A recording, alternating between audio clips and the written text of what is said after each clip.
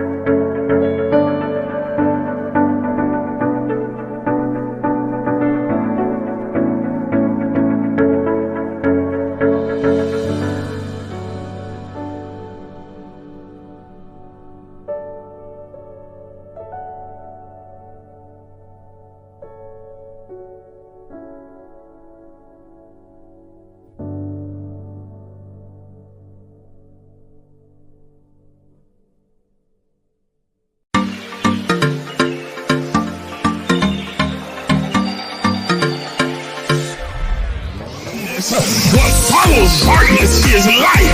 That darkness is the indicator that light is getting ready to shine.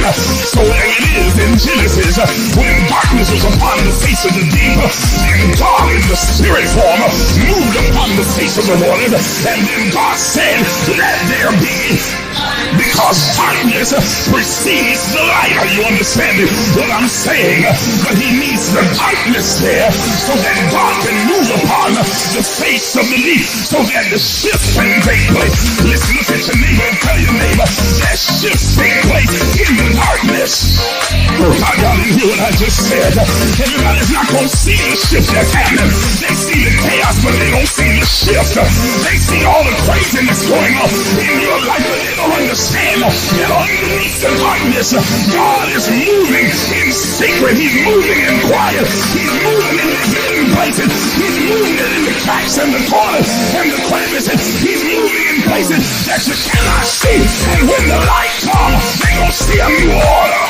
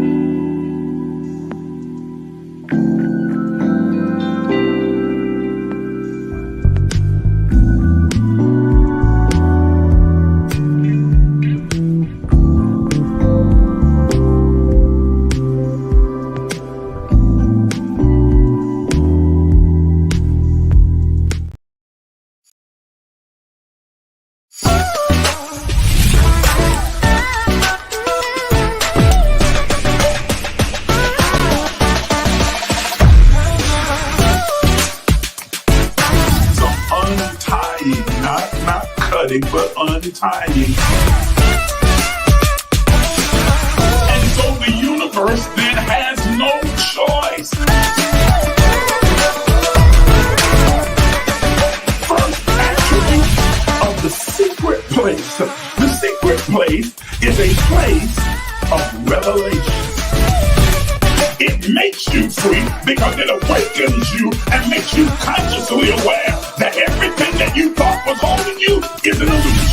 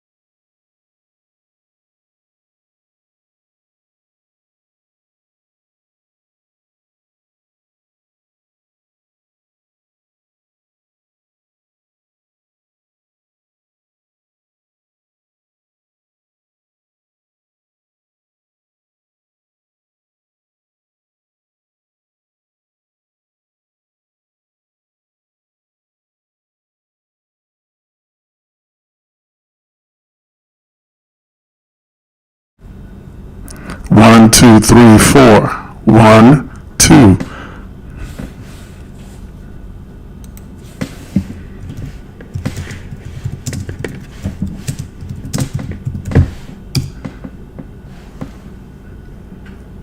Can you hear me now? I tell you what. Okay, the sound is up. All right, next question. Can you see me clearly? Are you able to see me?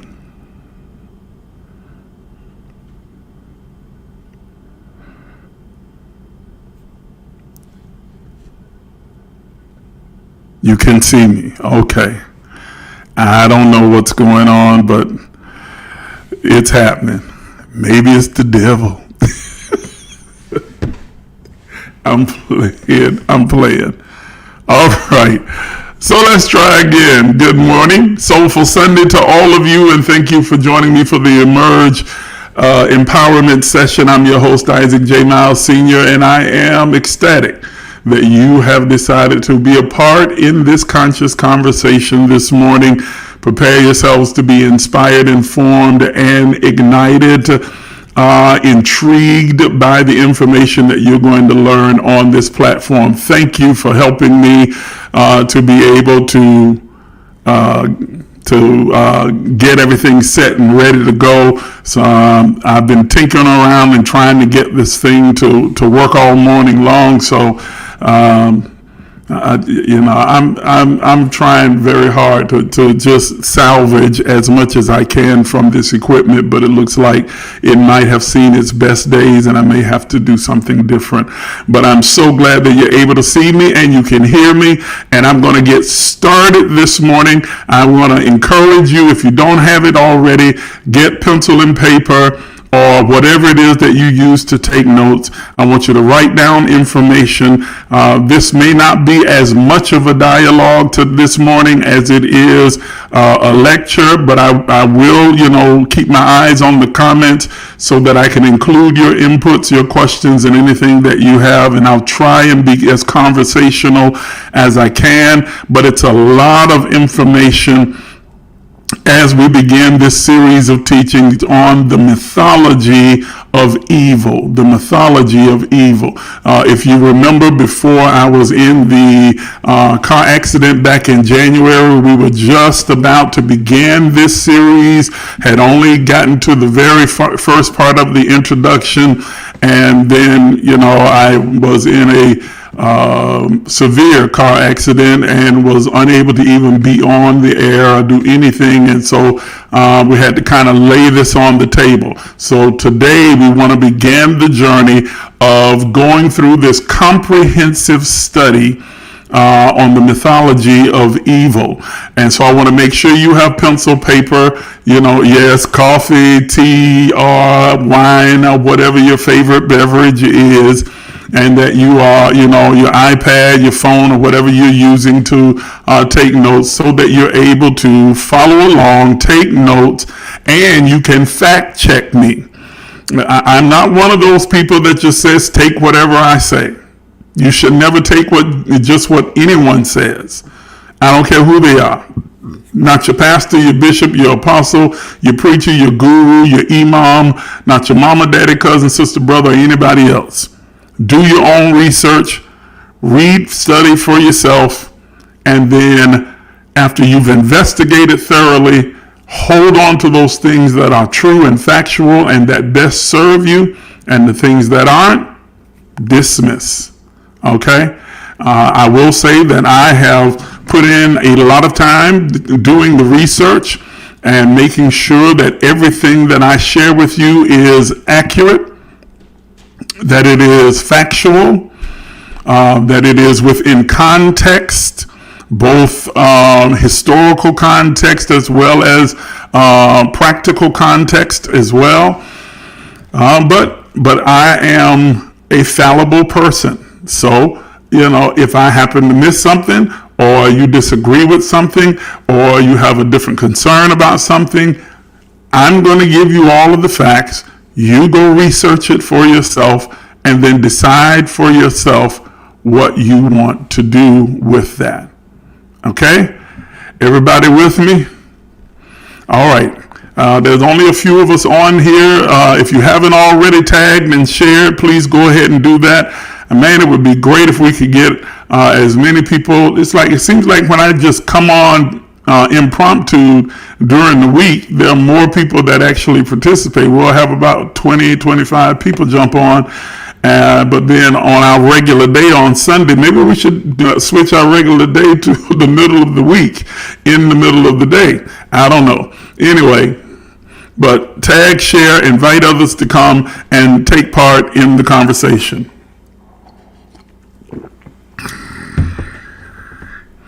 During the course of this particular series of teachings, I'm speaking with some people right now. I'm going to invite some other really intelligent and well-knowledged speakers to join us in our conversation and on the platform. It'll just be me today, but going forward, I'm going to invite some others to come in and to participate in this conversation so that you can get varying perspectives and we can all study and learn and grow and expand together.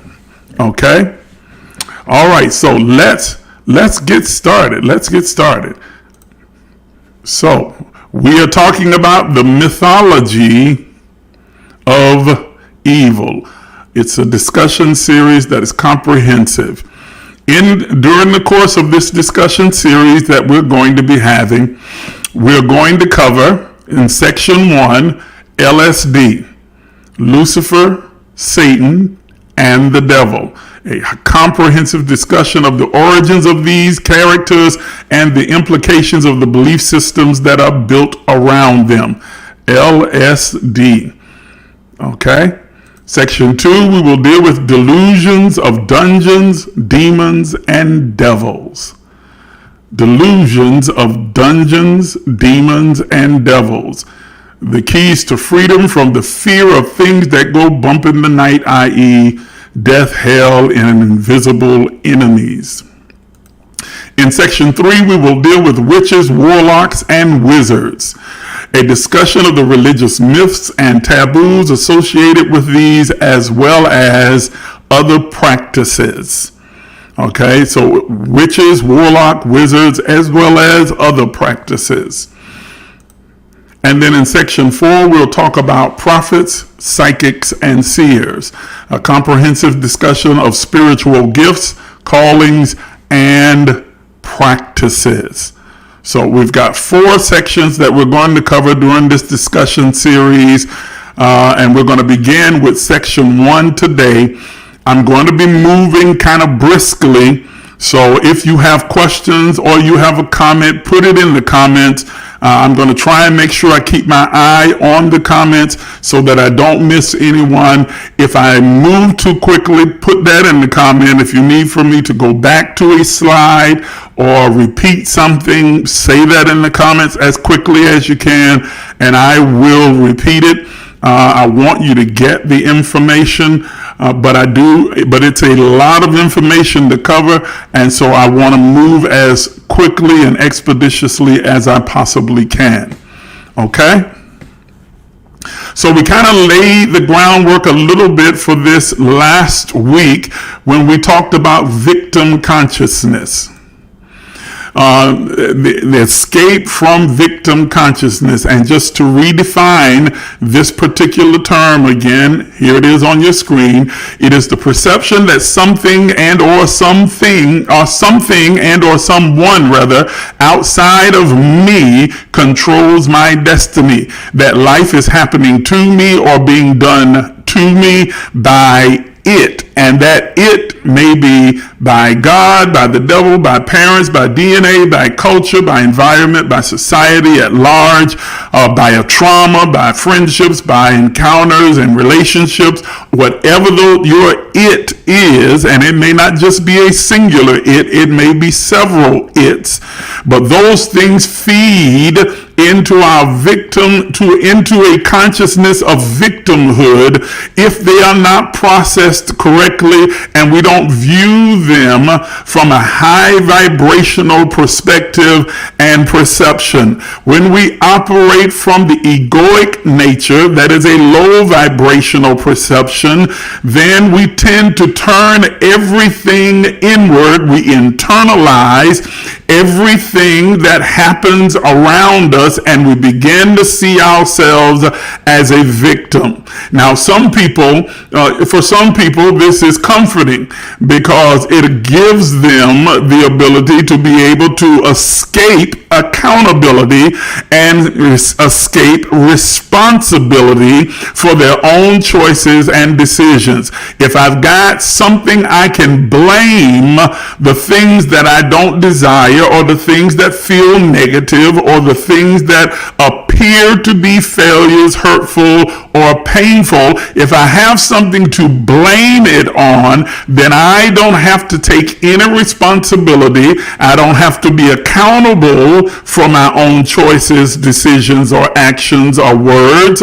I can simply say it's not my fault and remain in the position of saying, well, I am okay. I don't need to change. I don't need to evolve. There's nothing for me to learn, nothing to see here. It's the devil. It was God caused this to happen, or the devil caused this to happen, or a demon caused this to happen, or witchcraft, or root worker. Somebody's working roots on me, and that's why it happened. Or my mama abandoned me, or my dad was never around, or I had a traumatic experience in my childhood, or I've been raped or assaulted, and so that's the reason for it. And so anything outside of ourselves becomes the target, becomes the catch-all to blame our decisions and our choices on. And when you do that, you are operating from that egoic nature which strives to protect itself at all cost by pushing everything that requires it to be diminished outward, and that is creating something or someone that you can blame. Here is the law.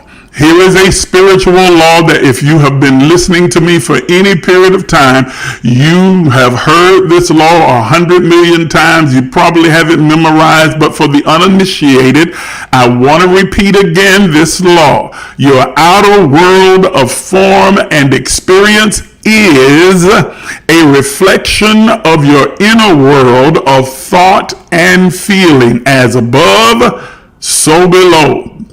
As within, so without. This is a universal law. This is a universal law that cannot be broken. It is inescapable. And what happens in most cases when people are operating from that victim consciousness, everything that they experience or encounter within their life that appears to be negative, they find a way to exculpate themselves from any responsibility and to place the blame on what's happening around them. So you go through a bad relationship, maybe a series of bad relationships, and you feel like you keep meeting the same person over and over again in a different body with a different name. And it's like, why do these kinds of people always seem to come into my life? If you're a woman, I seem to always meet these kinds of men. If you're a man, I always seem to meet these kinds of women. And then you make a blanket statement to try and shield and defend yourself and push the blame outward and say the dating pool has piss in it. It's like everybody's messed up. That these men, all these men, they ain't no good. Are there any good men left? All of them terrible and horrible. These women, all of them are horrible, horrific. They're all gold diggers. Are there any real women left? And it's created this culture of a circular conversation that we hear all the time on social media now, where it's men versus women, women versus men, and everybody's trying to push the blame out on the other one and tell the other what they need to do. And if they did this, then men would do this. And if women did this, then men would be this way. And if men did this, then women would be this way. I see posts on social media saying, if you want a woman to come out of her masculine and operate in her feminine energy, then take away her masculine responsibilities. That's nonsense. All of that is victim consciousness. The fact is that you attract who you are. Let me say that one more time. I'm sure you know this, but I want to reinforce it this morning. You attract who you are. You are creating the encounters and the relationships and the connections that you have in your life. And if you keep attracting the same kind of persons into your life again and again and again, whether they are in a romantic relationship, friendship, partnership, networking, friend, spiritual community, then you are the common denominator. You keep moving from one spiritual community to another, to another, to another, to another, and before you know it, you're saying all these churches messed up, all of these mosques are messed up, all of these gatherings are messed up. They ain't nobody real, but you are the common denominator. You are creating what is happening around you. The universe has one responsibility. The universe and nature, this world, the spirit world, the kingdom of God has one responsibility: to give you a tangible, visible representation of who and what you are.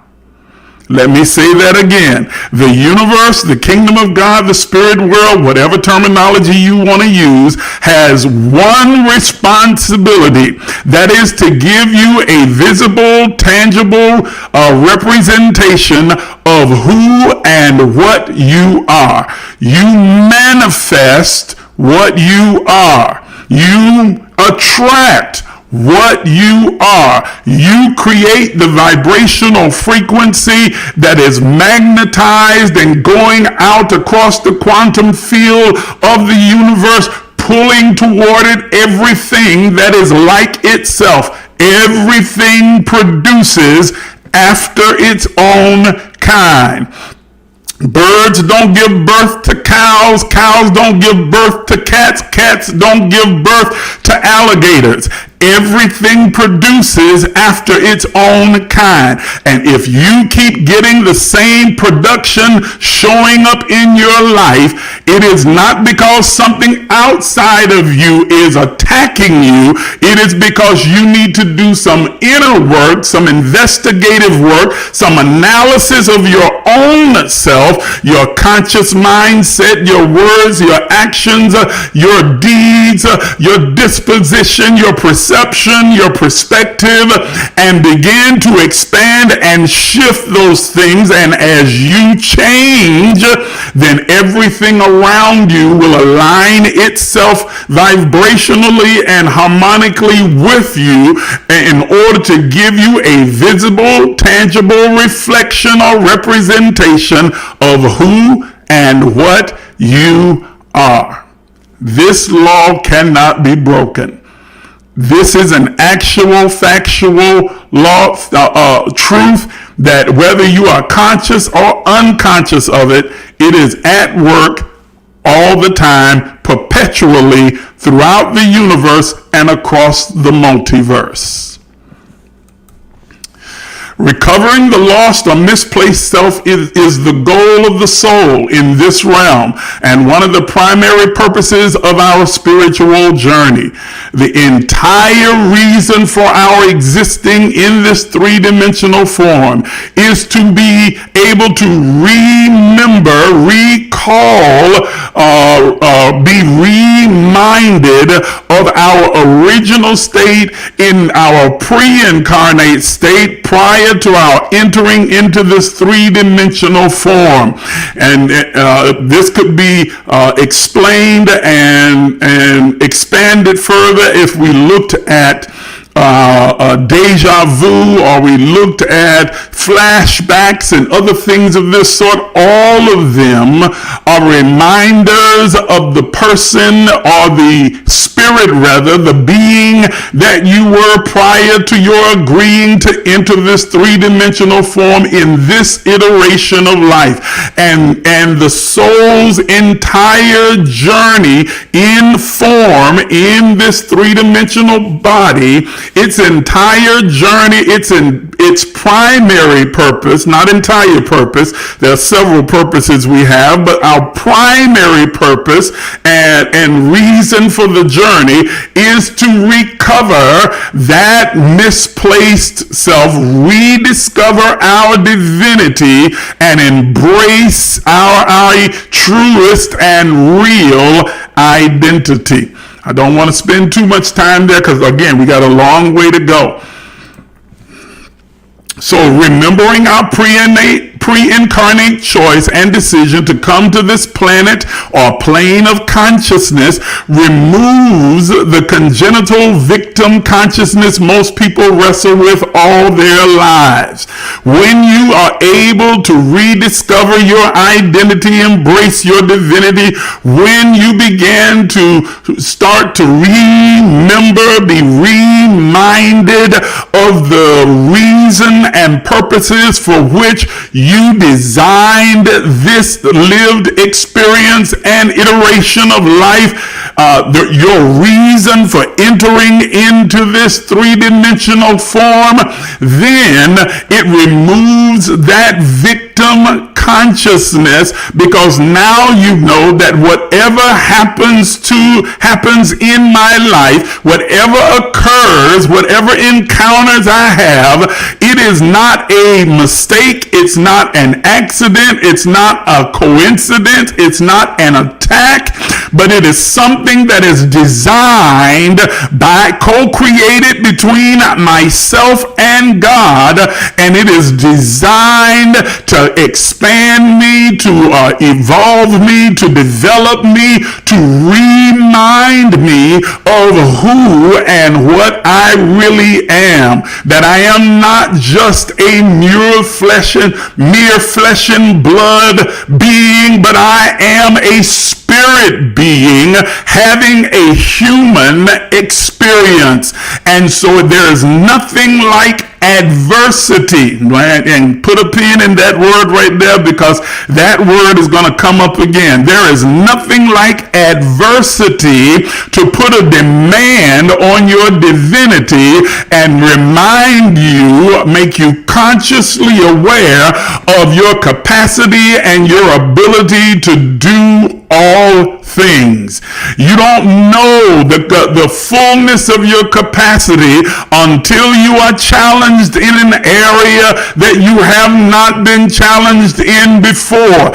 That is the tool or the mechanism that is used, the adversarial encounter that puts a demand on those gifts, abilities, and capacities that lie deep beneath all of the egoic things that have been packed upon the top of them, and begin to emerge as you summon forth the strength, the creativity, the intelligence, the brilliance, the power, the insight, the wisdom to be able to navigate that adversity and thereby grow from it. There's a biblical scripture says, count it all joy when you fall into diverse temptation. Why? Because that temptation employs or puts a demand on your patience, on your your ability, on your capacity, and causes you to grow, expand, and mature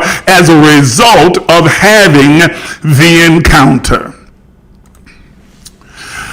All right. In earlier Judaism spoke of the human tendency of evil, and I am approaching this. Let me couch this in this context.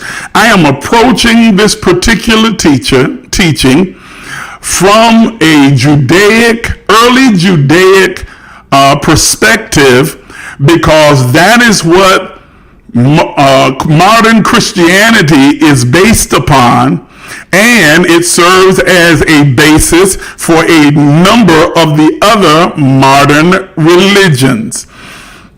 Okay, so that's the only reason that we are approaching it from that perspective. Earlier Judaism spoke of the human tendency to evil. The word is Yetzirah, and the tendency of good, Yetzirah. This tendency to evil they understood as being at times personified or symbolized by, watch this, in quotation, the devil. Satan and the Yetzirah are one. That's a word from the Talmud. Satan and the Yetzirah are one. However, but earlier Judaism rejected the idea. Listen to me.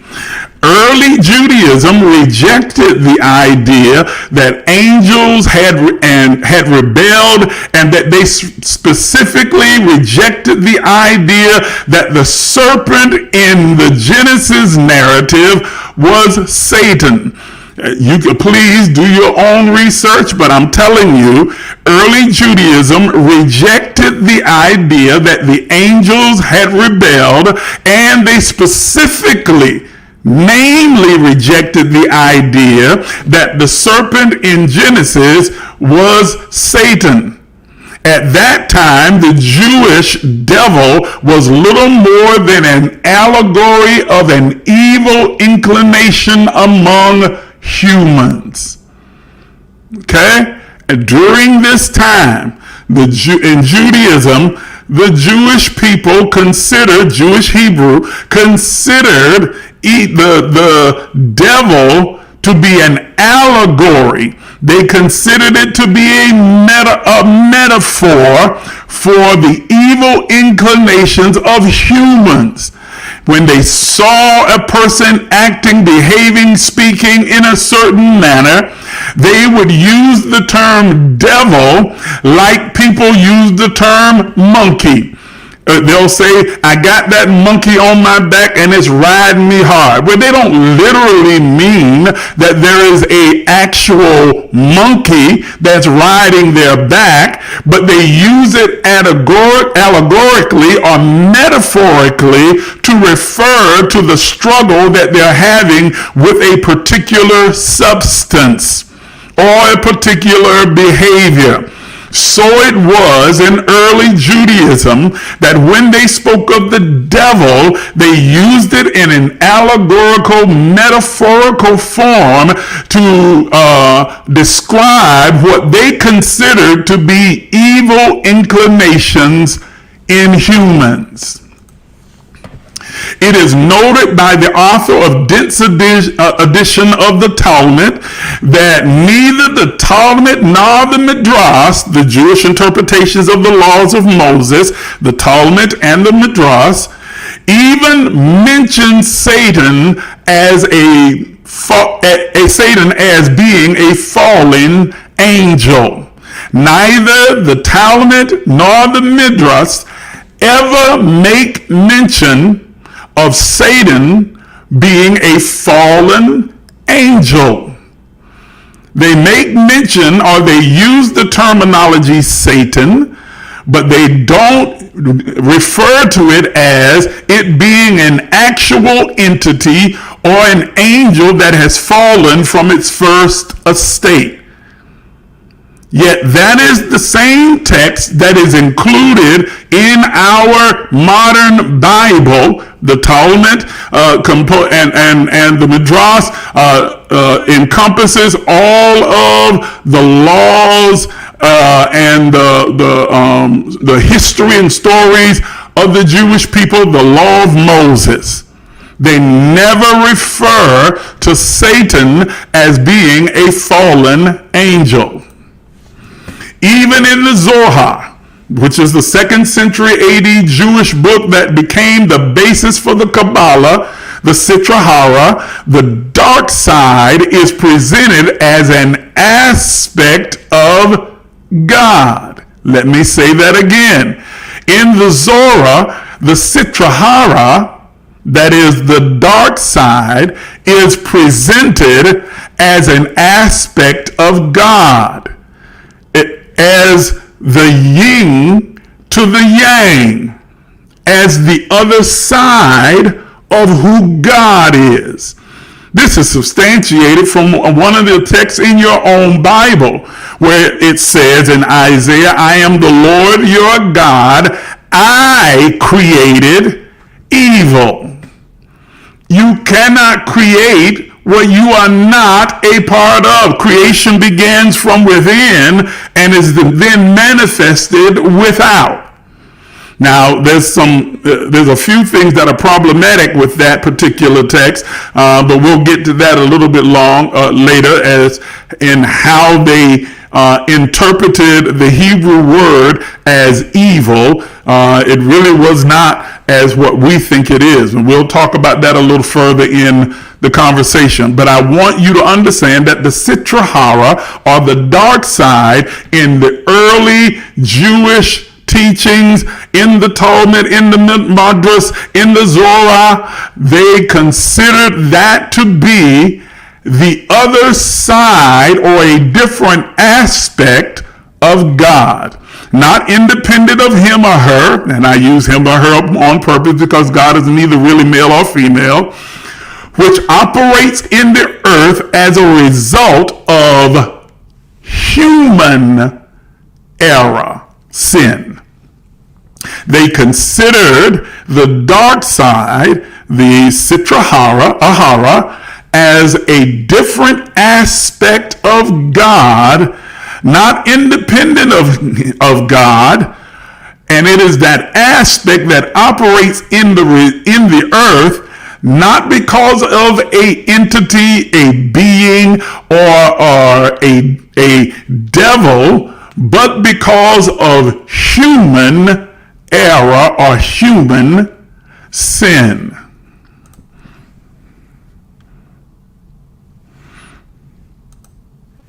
The Zohar uses the idea of the Shekhinah Bugliata, God's glory in exile.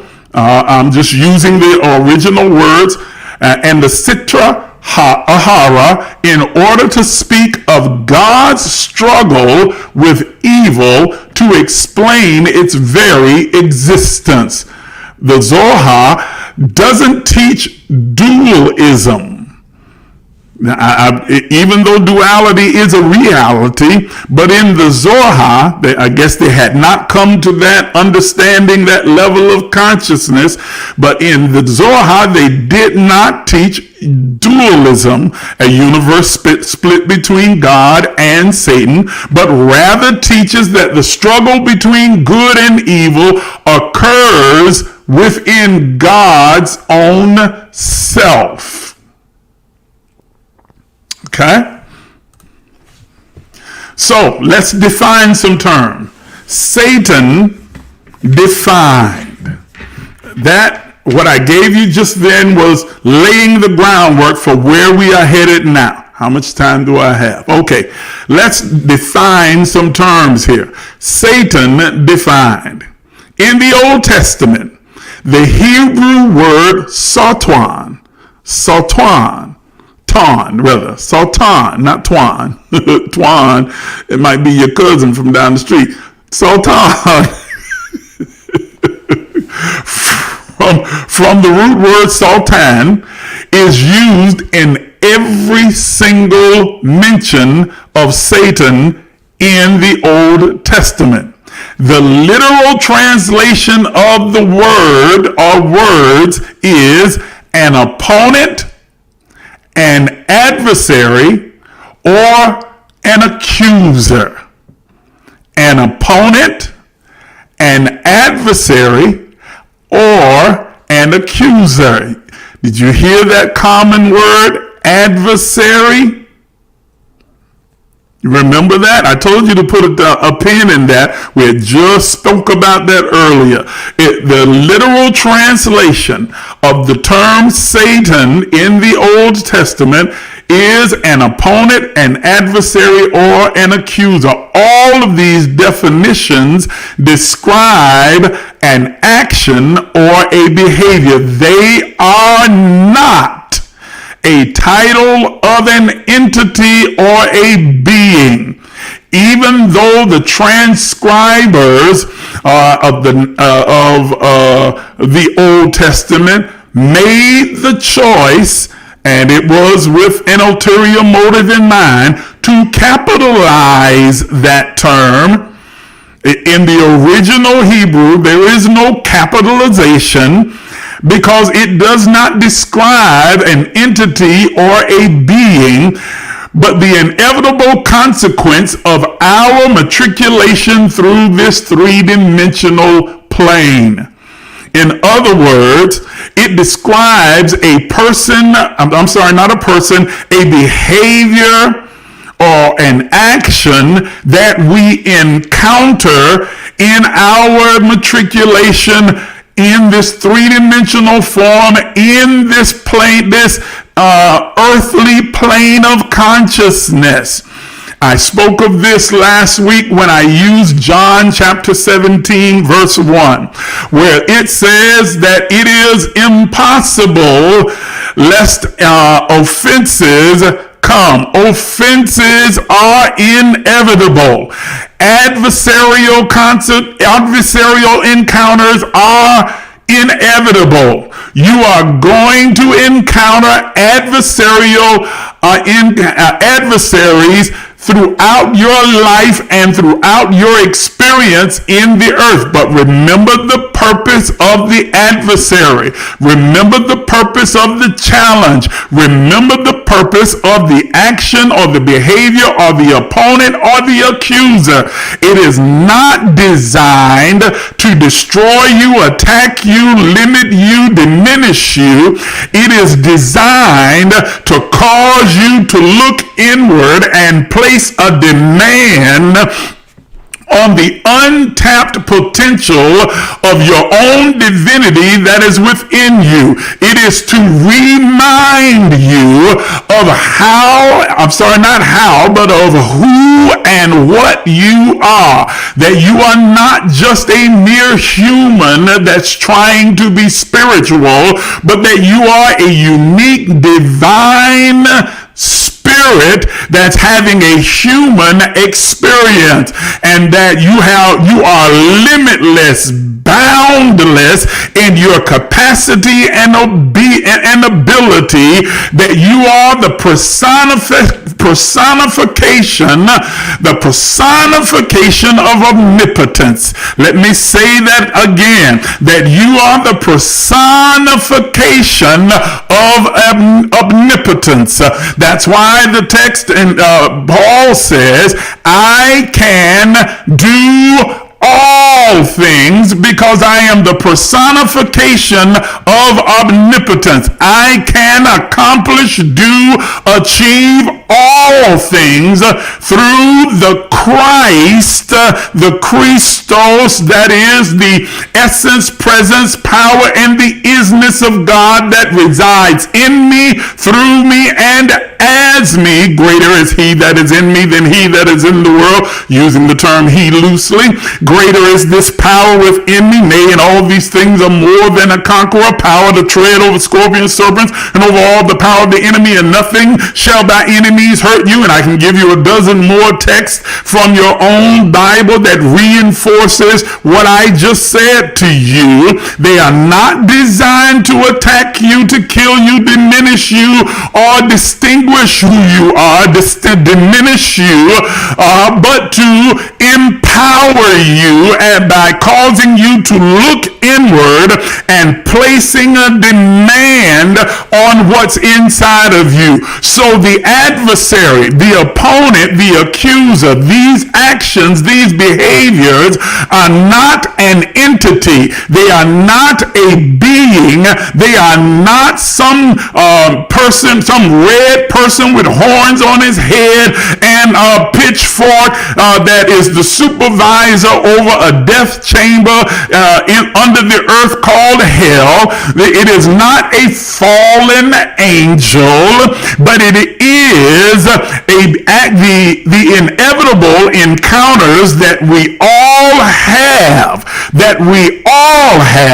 with adversity by design in our co-creation with God to awaken our divinity within us by placing a demand upon it. Okay? I'm going to substantiate everything that I'm saying to you even further. Let's keep going. In the New Testament, watch this. In the New Testament, the term used interchangeably is devil, from the Greek diablos, which literally translates to a traducer, an accuser, slanderer, or opposer. To oppose. Again, not describing an entity, but describing behaviors that you inevitably encounter. So John 17 and 1, that it is inevitable that you will encounter offense, you will encounter accusation, you will encounter slander, you will encounter opposition, you will encounter adversary and adversarial situations. That's what the text is speaking of. So when the scriptures in the New Testament uses interchangeably the word devil or demon, and I should have put that on the screen as well, devil or demon, it is not talking about an entity, but it is speaking as the early Judaism spoke in the Kabbalah, metaphorically, using a metaphor or an allegory to describe certain encounters, behaviors that emanate from other beings in human form. It is not talking about an entity.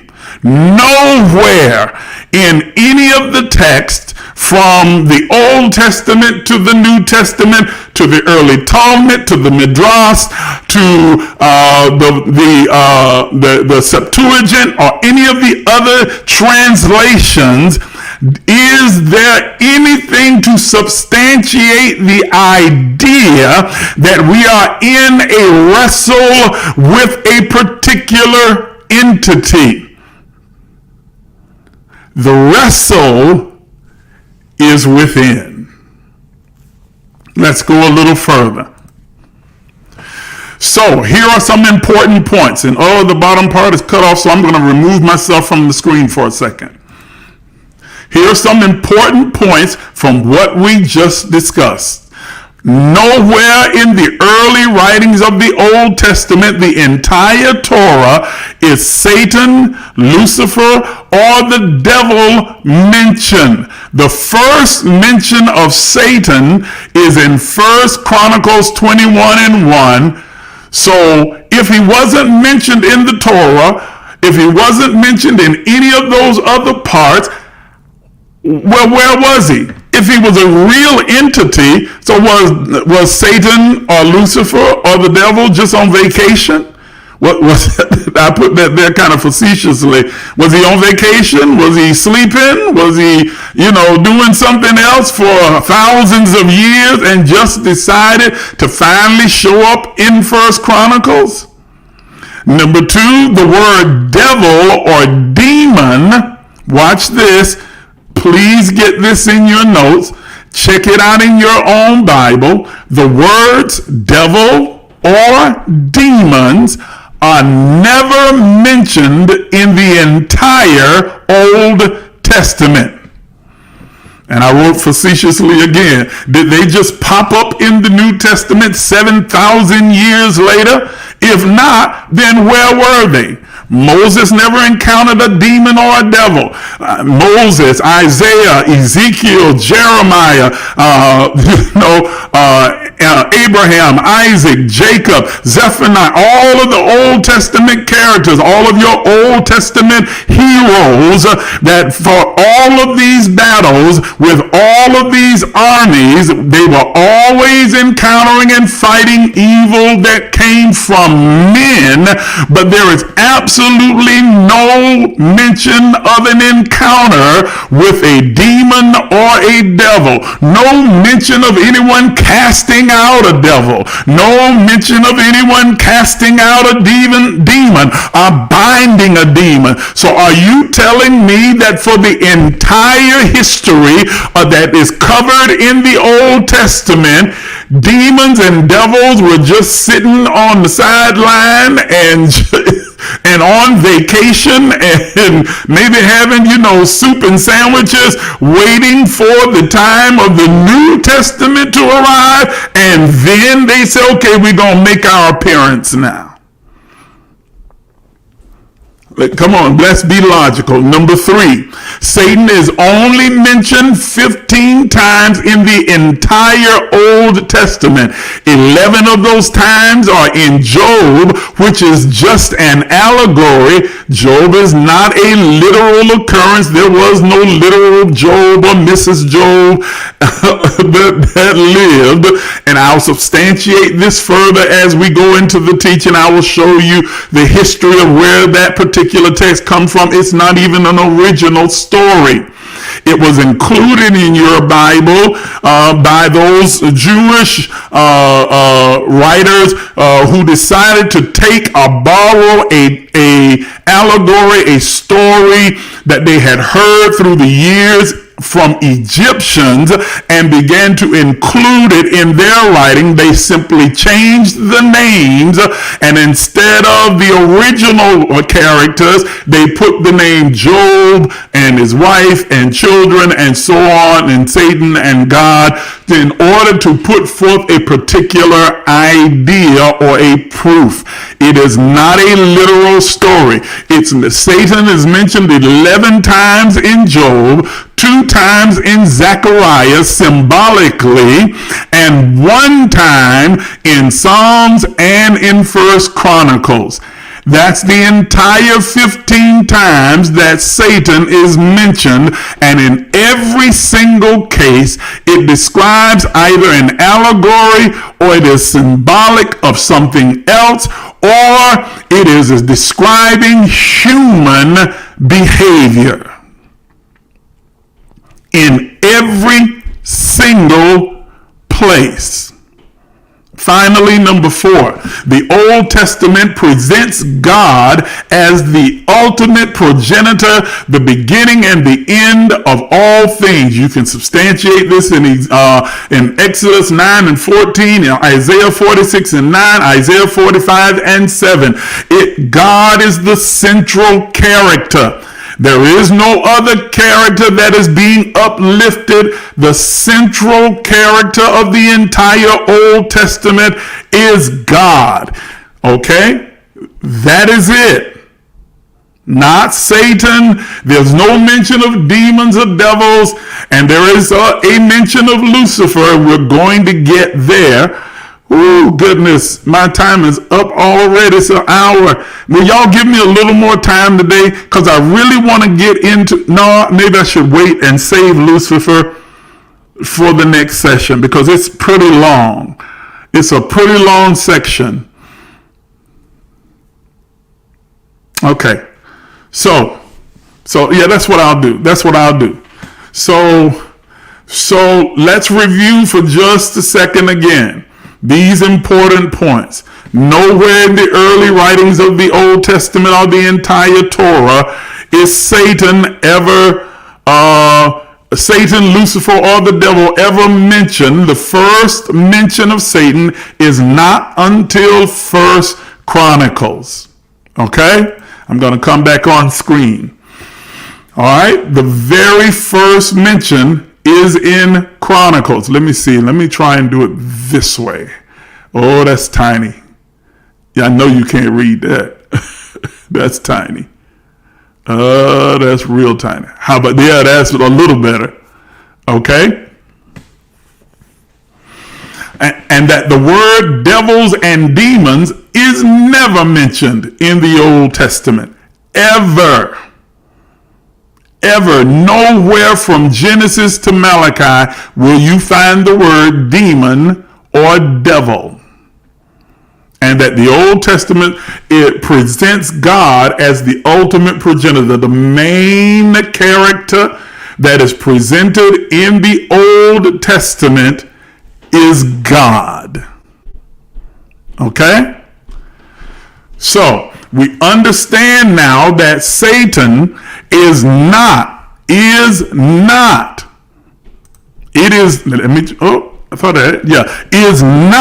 when the Old Testament speaks of Satan, it is not speaking of an entity.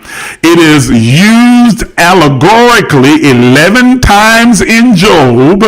It is used as a symbol or symbolically in Zechariah, and then it is used to describe human behavior 2 other times, that is in Psalms and in 1 Chronicles.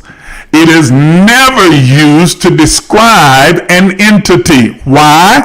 Because we learned that earlier that early Judaism, never saw the devil or Satan as being an entity, but used it as a metaphor to describe certain human behaviors that they considered to be evil. This is the reason why you don't see it mentioned as an entity, as a person in the Old Testament, but that it is always used metaphorically, symbolically, or as a descriptive word of human behavior.